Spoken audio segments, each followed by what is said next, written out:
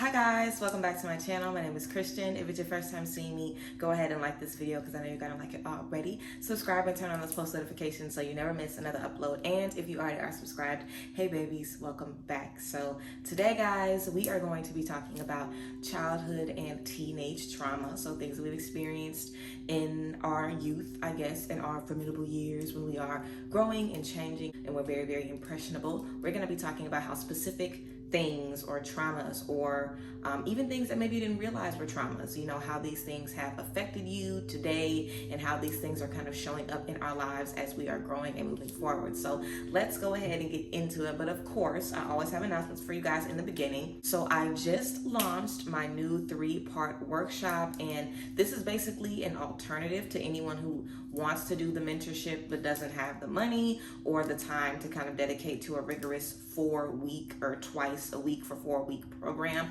The 3-part workshop can be about whatever you want it to be. It's totally customizable and totally up to my clients, you guys. So for the 3-part workshop, we basically have a consultation. We talk about, you know, any things that we need to change or we need to work on to help you get to those goals. We create a plan for those goals. And then after we have our plan, we meet up in 2 more weeks after you've had a couple days or a couple of weeks to kind of go through everything. We have, you know, a little follow-up session where we basically talk about what needs to change, what isn't working, and how you can continue to move on for the future. So this workshop is around $100. It takes place over 4 weeks, and most of my mentorships, well, my mentorships start at like $3 and go all the way up to I think $600, to be honest. So this is a really good program for anyone, like I said, who wants to do a mentorship but doesn't have hundreds of dollars to spend on a mentorship. I've definitely been working to try to make my services more affordable, but also where I still feel good about it. So it's available for booking on the website. I also post it on the community tab. So if you guys are interested in, you know, a mentorship or some type of program where we work together over a couple of weeks and come to a common consensus and you want a budget, then check it out. But yeah, I wanted to let you guys know that because I am excited to get into that, and I'll be posting more about that on my Instagram later this week. But yes, let's go ahead and get into the video today and talk about some trauma and how these things are affecting you right now. So of course I have my little list with me, basically cause and effect. I wrote down a few things that you might experience and how these things can affect you in the long run. So the first thing that I have down is if you, growing up, you had to take care of yourself or your siblings in childhood or in your teenage years. First of all, this is not fair and this is definitely not normal. You know what I'm saying? No teen or even a teenager, like I don't think kids should be left to take care of their siblings or whatever, because they're not my fucking kids. Like, that's crazy, you know what I'm saying? So I definitely feel when you're left to raise yourself and siblings, you know, some things that you might experience are definitely being hyper independent, you know, not being comfortable letting anyone take care of anything, you know, which means you probably always are burnt out. You always weigh yourself down. You're always like, oh yes, I can do this, and yes, I can do this, and yes, I can do this, and I'm available for this, you know, because you feel like you always have to show up, and if you don't show up, they're not going to be able to eat, or, you know, they're not going to be able to get to school on time, or no one's going to finish their homework. And these are things that maybe we felt back, you know, in our past, like if we didn't show up and perform how we needed to perform and take on that parent role, you know, sometimes as young as elementary school, that, you know, if we didn't do that, the house would fall apart or everything would crumble. You kind of still feel those same things every single day in your regular life. And needless to say, that definitely is not healthy. I definitely feel just in general in life, as we make mistakes, a lot of times we can think that these mistakes are going to be the end of our life, or these mistakes are going to totally ruin everything we've worked to build. And realistically, these mistakes only set us back a little bit. But when you're a child and you have so much responsibility put on you, it can definitely give you like an inflated sense of failure, an inflated sense of things are not going to work out, an inflated sense of I have to get this right now or I'm not going to be able to move forward. Also, abandonment issues, okay? And just in general, you know, if you've dealt with being abandoned, you know, in your childhood, that comes with its whole, you know, separate set of issues. You know, if you've dealt with abandonment, you probably have no boundaries because you just want to keep people around you, and whatever you have to do to keep them there, you will. You know what I'm saying? Or you could become someone that abandons people because you just don't want to ever be in that space. So you could be someone that kind of, you know, tries to get out of Dodge before and can never really commit to anything because you don't want to get left behind, you don't want to get, you know, forgotten about, or you just don't want to experience that abandonment again. Also, I feel like it can definitely make you you abandon yourself, you know, in a sense, because you feel like, you know, why am I not the one that's getting spoiled and loved and babied on? Why am I the one that has to be in control? Why am I the one with all the responsibility? Why am I not the one that can never have a break or can never have a free day? Especially if you're the oldest child. Like, that's a whole set of trauma in itself. You know what I'm saying? The oldest child is not the guaranteed babysitter and tutor and chef and dog walker and none of that. You know what I'm saying? Those are things that the parents are supposed to do. Kids are not supposed to be fucking doing that shit. So I mean, dog walking, whatever, but you know what I mean. And if you are the oldest child and you've been, you know, an honorary parent in your household, then you definitely understand that it's not just about responsibility being put on you. You are an honorary parent. You know, you miss out on a lot of that childhood innocence and making those mistakes and just feeling like you have the freedom to, you know, be who you are and fall down and, you know, just experience childhood, which is all about being whimsical and being free, figuring out what you like and what you don't like and what you want and what you don't want. And when you already have all of these responsibilities put on you to take care of this person and take care of this and to make sure this homework is done, it's like, when do you really have time to be a kid? And most of the times, if you're at school and that's your only time to be a kid, you're probably stressing about what you're gonna be dealing with when you get home. You know what I'm saying? Or at school, it could have made you want to always be the leader, want to be hyper independent at school. Also, I kind of feel like it can make us involuntary parents of our friends and of people that we're in relationships with, and that could be a good and a bad thing. You know, it can make you more nurturing, but it also can make you feel too responsible for everyone around you's success, failures, all of that stuff. Because if you have someone in your life that fails or they don't do well or they're dealing with a lot of stress, you could definitely feel like, how can I make them better? How can I, you know, boost them up? I failed them. It's like, you are only responsible for yourself. No matter what is going on, you're really only responsible for you. And even when you have children, when they're adults, they're responsible for themselves. So you really only have you to, you know, worry about and focus on in terms of, is this person going to be a success or a failure? You can't really control that. So it definitely gives you a lot of, is there a word for things that we want to control that we can't control? Like, there needs to be a word for that, but it gives you a lot of those things. A lot of things that you want to control, a lot of things that you feel you need in order to make you feel safe and secure that you are not going to have as an adult. So yes. Also, extreme fear of failure. You know, I kind of just talked about that a little bit, but you definitely have an extreme fear of failing, of not doing the right thing, of, you know, falling off, of disappointing people, because that literally was, you know, kind of the determination of if you were a good kid or not, if you were a good older child or not, if you were a good example for your younger siblings or not. You know what I'm saying? Are you ironing everybody's clothes and getting everybody ready for school and making sure everybody eats their dinner and does all their work and, you know, all of these things that you have to do? It's like, if you don't do those things, you know, we just get this extreme, you know, debilitating fear of failing or dropping the ball or not being who we're supposed to be or not meeting expectations. And that is crippling as an adult, because failure is definitely a part of life and it definitely is a part of success. So let me know below if you guys have kind of experienced some of these things in your past and you're kind of dealing with some things now. And definitely when we're talking about healing these things, we have to go back to the root. So I definitely would say, if you're looking to kind of heal, you know, energies from having to raise your siblings, having to raise yourself, having to be hyper independent at a young age, if you have people around you who love you and support you, allow them to start doing things for you. Start delegating the tasks that you have to do every single day and allow other people to step in. Give yourself the permission to fail. And if there are things that you wanted to do as a child that you couldn't do because you always had to be the example, or you always had to make sure everything was in line and you didn't have any wiggle room or any flexibility to do your own thing at all, do some of those things today. Take a break from the responsibilities that you have and make sure that your life isn't all about responsibility. I also would say, write a letter to your parents, your grandparents, even, you know, whatever caused you to be in that space. Write a letter or just write a journal entry about the situation and burn it. I feel like a lot of times we can harbor a lot of resentment towards our parents for anything on the list, you know, because we see our parents as, you're supposed to protect me, you're supposed to lead me, you're supposed to guide me. And when they don't, we definitely can have, you know, a lot of resentment towards them, which can really affect our heart chakra. So definitely would say doing a releasing ritual for that would be good as well. So yes, raising yourself and siblings. Let's get into the next one.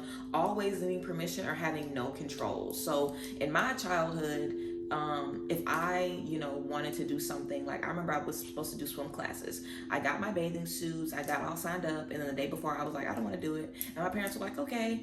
I remember we were supposed to do karate, and I got signed up to do karate, and I was like, I don't want to do it anymore. They were like, okay, I had the freedom to basically do whatever I wanted to do and try the things that I wanted to try. Now, granted, my parents were definitely strict, we were definitely sheltered, but we did have the freedom to explore in a safe environment, I guess I would say. We did have the freedom to do this or get out of this or do this. Everybody doesn't have that freedom. And when you are in a space where you have to play this sport, you have to play this instrument, you have to go to church regardless if you want to or not, you have to go to this school, you have to leave your friends behind, you have to do, things that you do not want to do, you feel like you don't have a voice, you feel like you don't have any control over your happiness, absolutely no boundaries out the gate. I feel like a lot of stuff that we experience in our childhood and teenage years can definitely affect us not having boundaries as we get older. And even in college, if you had parents that made you go to a certain school or made you go get a certain degree or something like that, boundaries. At any age, your parents can still be controlling your life, and boundaries are definitely key to that, because if you don't have those boundaries and if your parents make you feel like your voice isn't valid or your desires don't matter, it just kind of conditions you to feel like that for the rest of your life. And friends can tell you what to do, spouses can tell you what to do. You'll be looking for everyone else to give you guidance because you never had a mind of your own. You probably will not be that independent either, because you're looking for permission to do this, or a go ahead to do this, or it's okay, you can do this, or yeah, you can get into this. And I definitely have some friends where I've had to tell them it's okay to put yourself before others, it's okay to prioritize yourself, it's okay to say no to this even though you've already invested a little bit of time in it and you realize you don't want to do it. You know what I'm saying? Nothing is set in stone. Life is all about moving and flowing and growing and shifting and shaping. And when you're in a household that makes you feel like there's one way, and if it's another way, then I'm not even trying to hear it. It's this or nothing. That can take your voice away and make you feel like there are no boundaries. There is no control that you have over yourself, over your emotions, over your situation. And that is so detrimental. All of these things are detrimental to you as an adult, because who are you as an adult if you don't have a voice? If you can't tell someone, no, this isn't right, or no, I don't want to do this, or no, this doesn't feel good to me. I definitely am grateful that growing up, my parents did let me get my hands in everything, because now I'm interested in all kinds of things, and I let myself kind of move from here, and I'm very open to new experiences. I don't mind having a clean, fresh start. I'm very open to things like that. And when you are someone that hasn't had access to that, you can definitely feel uncomfortable with newness, uncomfortable with starting over, uncomfortable with getting into friendships, relationships, and all of that. So definitely having the freedom to make your own choices is so important in your childhood and teenage years. And when you miss out on that, of course, it's going to just kind of domino effect into the rest of your life. So in this space, setting boundaries is going to be key. I would definitely recommend therapy for all of this, but figure out how to set boundaries and start doing it little by little. Start telling people, no, I don't want to do this. If you and your friends are trying to figure out where they want to go and nobody wants to decide, you take the initiative to decide what everybody is going to do. You know what I'm saying? Don't always be like, oh, it doesn't matter. Oh, I'm okay with whatever. It's like, no, what do you want to do? Figure out what you want to do. Figure out what leads you. Figure out what, just challenge yourself to make decisions. Challenge yourself to make decisions, and challenge yourself to be the boss and the leader of your life. And also challenge yourself to do things without asking friends, like, how do you feel about this? How do you feel about this? Do you like this? Just kind of lead yourself with your own mind and work to be more independent. And of course, releasing rituals for all of this, you know what I'm saying? Release whatever parents, release whatever, you're feeling in anybody specifically, even if this was like an older sibling, that maybe was supposed to be in control and was supposed to be taking care of you, and they were bossing you around all the time and you never had any choices. You know what I'm saying? You could have been an older sibling kind of, unknowingly doing this to a younger sibling, so you definitely want to make sure that you release whatever source of that and wherever that's coming from, and just look to create a new relationship with yourself, because this is also all about creating a new relationship with you, where you love you and where you value your voice. So yes.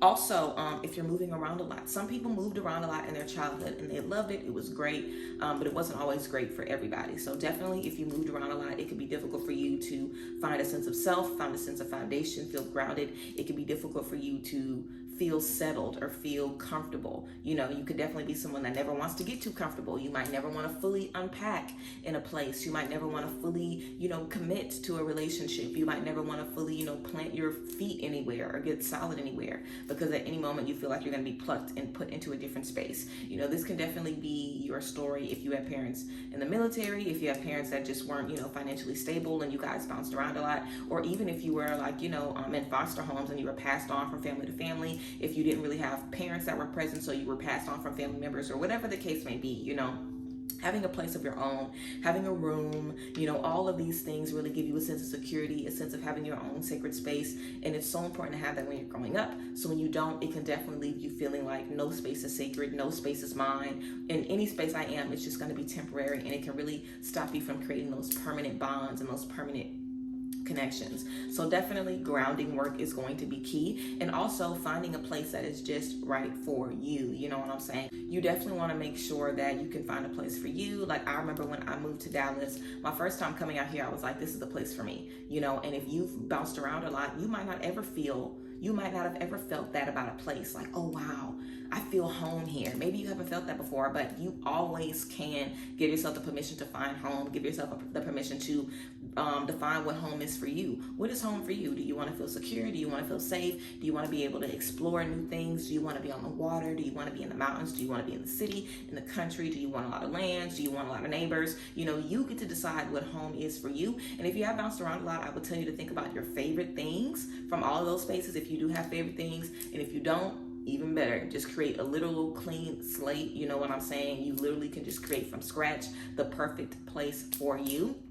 And definitely, you know, just look forward to just creating some new things and some new traditions as well. But yeah, definitely grounding work, allowing yourself to feel secure, allowing yourself to feel safe, and really allowing yourself to get comfortable. And I also think a great way to heal all of these things is to just remember why you feel these ways in the first place. You know, you don't always deal with abandonment issues and trust issues and communication issues and not being able to be independent or being too independent just because of things you've done to yourself. Most of the time, these things come from outside sources. So if you understand, I don't feel safe right now because of what happened to me in my past, instead of I don't feel safe because I'm not safe, it'll definitely change your thinking. So start remembering why you feel those ways and kind of detach yourself from those emotions, because those things were done to you. You weren't doing those things to yourself. You know what I'm saying? And most of the times, whoever put you in those spaces, they didn't have the intentions of fucking you up for the rest of your life. Now, of course, if you've dealt with abuse and stuff like that, that's a different case. But most of the times, you know, our parents are doing the best that they can. And if you are in a space like that, then just know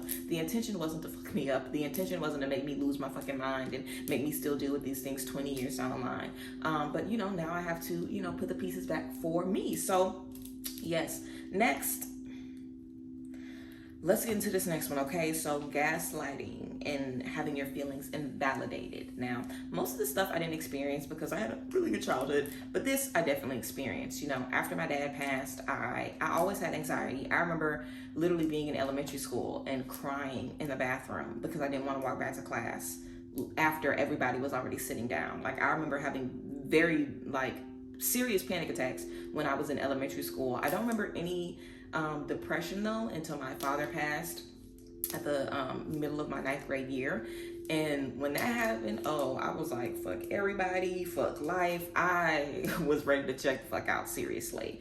And the reaction that I got from everybody was not support at all. That was really when my relationship with everybody in my family started to change. I was nasty, I had an attitude, nobody wanted to be around me, and my relationships have never been repaired since then. I still have a very touch and go relationship with everyone in my family. And I definitely feel in those moments I was depressed. Like, I needed love, I needed therapy, I needed a medication possibly. You know, I didn't need everybody to turn their back on me or make me feel like I was just nasty and rude and whatever. I didn't need that. And that's something that still triggers me now, because most people aren't able to understand anxiety or depression or what that looks like and feels like, especially if they aren't familiar with it themselves. And it can definitely make them feel like, oh, you just a bitch, or oh, you just got an attitude problem. When it's like, bitch, I wish I was just a bitch. I wish I wasn't really this fucking sad. You know what I'm saying? But nevertheless, when you're being gaslit, it can definitely make you feel like your feelings are not right. It can definitely make you feel like you don't understand how you're feeling. It can definitely make you feel like you just don't know yourself, or damn, maybe I am a bully. Maybe I am, the person that no one wants to be around. Maybe I am a sucky person because this is what you've been told. This is what you've been taught. You know what I'm saying? And it can definitely cause you to not ever want to express yourself, not want to be open, and also never feel comfortable in being who you are, because I'm naturally someone that's outspoken. I'm naturally someone that, wants to share how I am and how I feel. And I feel like I was shy for a long portion of my life, not because that's who I was, but because everyone just kind of scared me out of feeling the things that I was feeling. So I definitely feel, just not trusting myself, not trusting my feelings, and just feeling like in order to be accepted by others, I had to act like everybody else. And this definitely caused me to do a lot of mirroring in relationships. I would just try to be who everyone wanted me to be and do what everyone wanted me to do and keep the peace, and not ever really show my true feelings or my true intention, because every time I did, I was being, scolded the entire time. So I definitely feel when you're being gaslit, and your feelings are being invalidated in any stage of your life, because this definitely happened again when I went to college, and my depression got even worse because I was in a new space. I was by myself. I was dealing with terrible things with the girls that I thought were my fucking friends. It was a hot ass mess.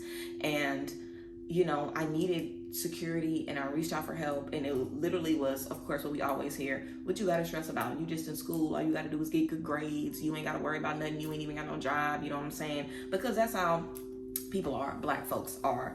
I don't know how everybody else is, but that's how Black folks is. So, just kind of being invalidated over and over and over again. I really feel like I've only found my voice maybe in the last couple of years, and I really just had to remind myself that how I feel is valid. I'm not the only person that feels like this and deals with this stuff. It's a bunch of people everywhere that deal with these things and experience these things all the time on a regular basis. So you definitely just want to start validating your feelings and just reminding yourself that you are right and you are true for how you feel, and figure out ways to deal with that anxiety, because it definitely can make you feel so anxious when it's time to express yourself or let people know how you're feeling, when you already have in your mind, they're not even going to hear me, or they're literally going to totally laugh at me, or they're not even going to understand me. And this is something I've dealt with forever, and I'll probably always deal with it, because like I said, mental health issues are really not something you can understand unless you are in those spaces and you've experienced it yourself. But you want to make sure that you understand you and that you validate you, even if everybody else thinks you're nuts. You have to validate you and understand you. And like I said, this is something I really just now kind of started to do all the time. Like, I make sure I always speak up. I make sure I'm always kind of very open with how I'm feeling and what's going on with me and things like that. And I'm not even open, all of the time, but I just try to make an effort. And I know for a fact that, when I was young and everyone loved my voice because I was in pageants and it was cute to be an outspoken little girl.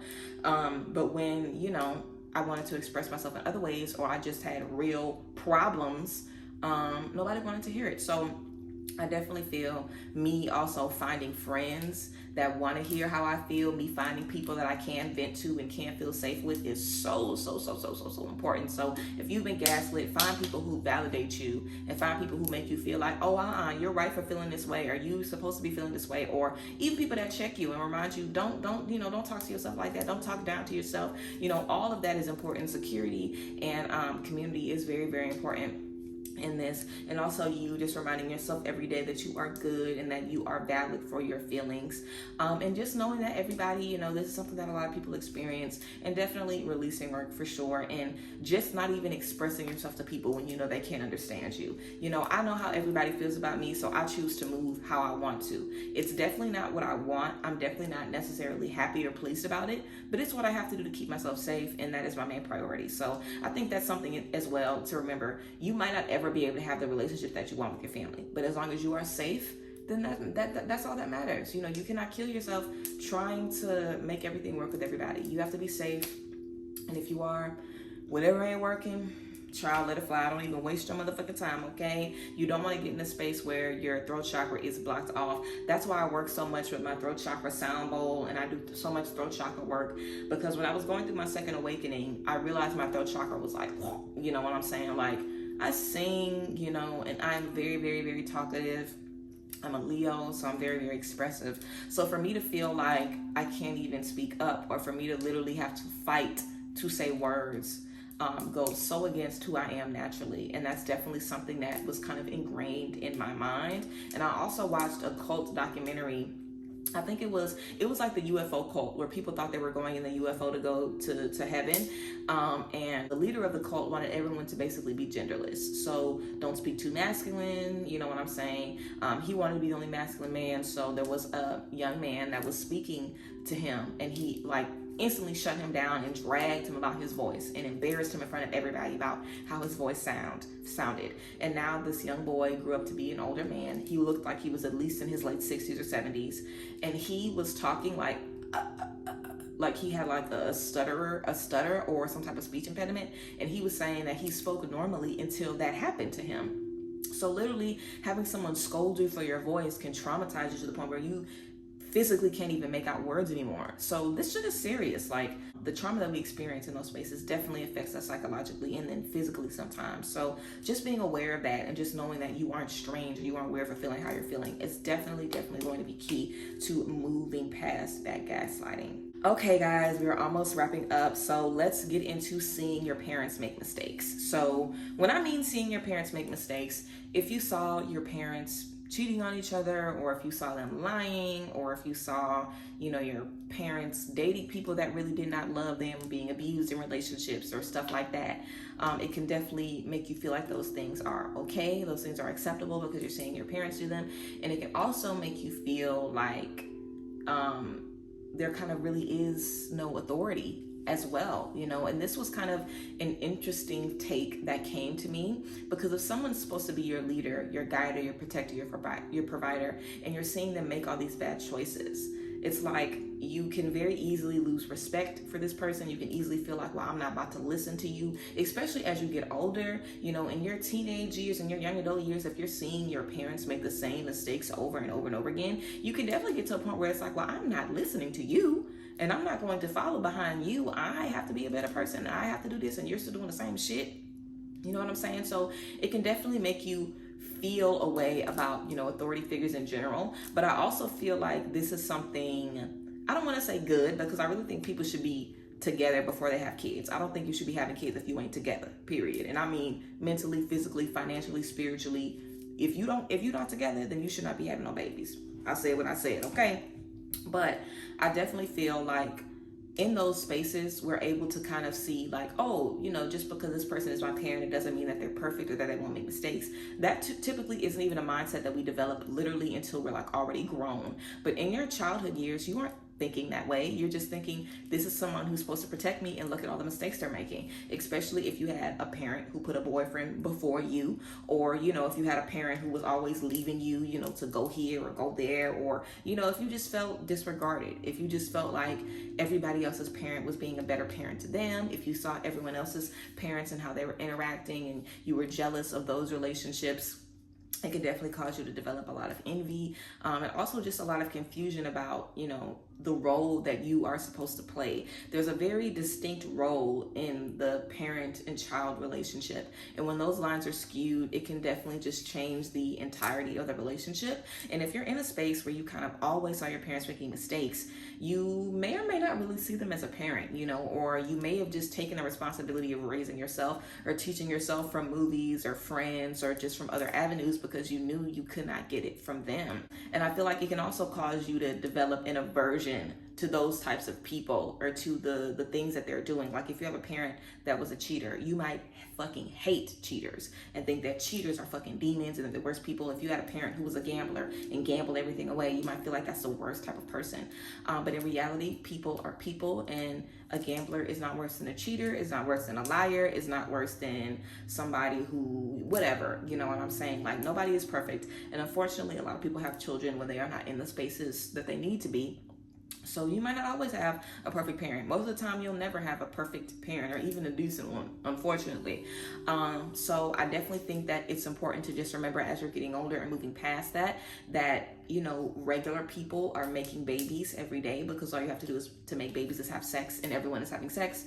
So it can be a lot of babies that are put in a lot of predicaments that they do not necessarily need to be in. And it doesn't mean that they'll never be able to see anything better or get anything better, experience a better relationship or a better love. You know, whatever you saw in your parents growing up doesn't mean that that's what you have to do or that's what you have to be, or even that that's what you have to attract. You know, you totally are in control of where you're going, of your destination, of your future, and you can definitely lay down the law at any point and say, this is what I want, this is what I don't want, I saw this and I'm not trying to follow up behind this.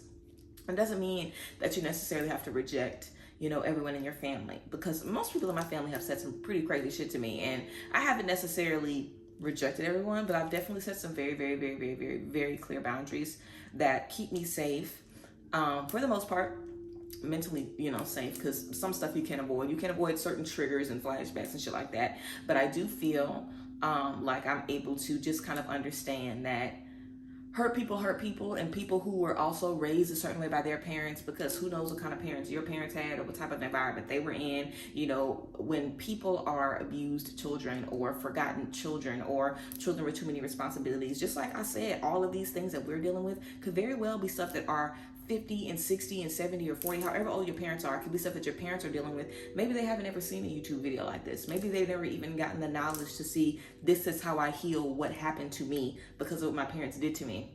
A lot of people think what they experience in childhood is normal, and I feel like now we have a generation of parents. I feel like we are the generation of parents who are going to be breaking those generational curses, and we're just realizing what is normal and what is not when it comes to, you know, raising a family. But yes, I definitely feel a lot about what you see definitely affects how you feel as you're moving forward and things like that. And I would definitely say just being objective and being real with yourself and understanding, like, yes, this is what you saw, but this isn't what you have to do. And it doesn't mean that everyone in this space is bad or is wrong or is evil. You know, sometimes we can develop a serious like hate in our heart for something because we feel like that thing took our childhood away, or that thing got in the way of us, you know, being our happiest. So definitely working to release that at its core is definitely going to be so healing and so beneficial as well.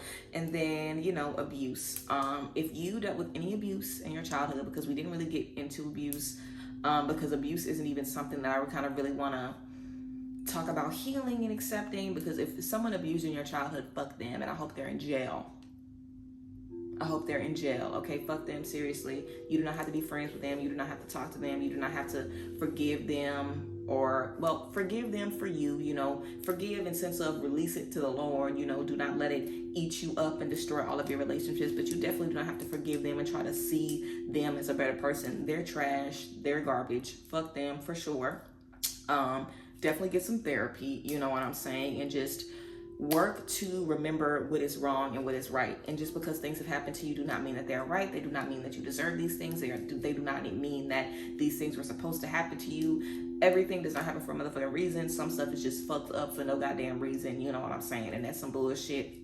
But it doesn't mean that you have to be a reflection of what's happened to you. It doesn't mean that you have to live and carry with the things that have happened to you. I definitely would recommend, like I said, therapy, releasing, even doing a cord cutting on that person. I have a cord cutting video you can watch. Even doing a cord cutting on the person who abused you could be helpful to just release them for your energy and just kind of move forward little by little. But overall, I want you guys to trust yourself and love yourselves, and just understand that a lot of what we want to fix or what we need to tweak are things that we things that have been put on us, not necessarily decisions that we've made, but we do have to consciously make the decision to either fix these things when we realize that they're wrong or not. And I feel like knowledge is power. And once you understand, oh, I have the tools to make this better, I have the tools to see this all the way through, then you're more likely to do the work so you can see those things through. But yes, guys, I hope you enjoyed this video. I hope it gave you a few things to think about in terms of the things that we experienced in our childhood. And I'm sure some of you have dealt with more than one of these things, you know what I'm saying, at the same time. And I hope it just allowed you to kind of see exactly how these things might have affected you. And of course, some ways that you can kind of release these things and move forward. So yes, I appreciate you guys. I love y'all so much. And I thank you guys for being here, of course. Make sure you guys check out the 3-part workshops. But yeah, I love y'all and appreciate y'all, and I will see you guys next time. Bye guys. Bless.